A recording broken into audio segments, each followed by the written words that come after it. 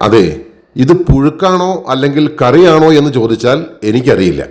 പണ്ട് കാലത്ത് എല്ലാ വീടുകളിലും ഉണ്ടാക്കിക്കൊണ്ടിരുന്ന ഒരു അടിപൊളി ഐറ്റമാണിത്. ഇവിടെ ഇതുണ്ടാക്കുന്നത് ഏത്തക്കായ കൊണ്ടാണ്. ഇത് ചേന കൊണ്ടും ഉണ്ടാക്കാം. അപ്പോൾ ഏത്തക്കായ എടുത്തിട്ട് അതിൻ്റെ തൊലി മൊത്തം കളയണ്ട, അതിൻ്റെ പരിപ്പ് മാത്രം ഇതുപോലെ ഒന്ന് ചീകിക്കളയാം. ഇനി അത് നാലായിട്ട് ഒന്ന് കീറി ഇതുപോലെ ചെറിയ ചെറിയ കഷ്ണങ്ങളാക്കി ഒന്ന് നുറുക്കിയെടുക്കാം.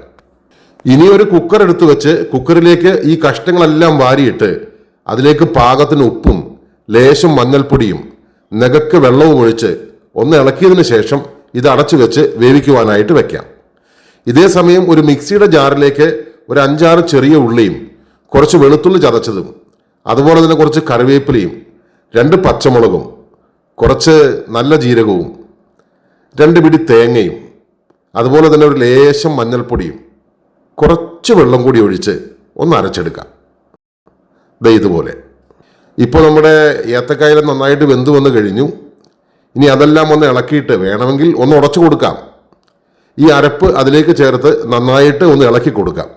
അതിനുശേഷം അതിലേക്ക് കുറച്ച് കറിവേപ്പിലയും ലേശം പച്ചവെളിച്ചെണ്ണയും ഒഴിച്ച് ഒന്ന് ഇളക്കിയെടുത്താൽ നമ്മുടെ പുഴുക്ക് റെഡി ആയിട്ടുണ്ട്. ഇത് 4 മണിക്ക് ചായയുടെ കൂടെ കഴിക്കാം, അല്ലെങ്കിൽ ചോറിൻ്റെ കൂടെ കഴിക്കാം. അതും അല്ലെങ്കിൽ ഇറച്ചിയും മീനൊക്കെ ഉണ്ടെങ്കിൽ അതും കൂട്ടി കഴിക്കാം. സംഭവം അടിപൊളിയാട്ടോ.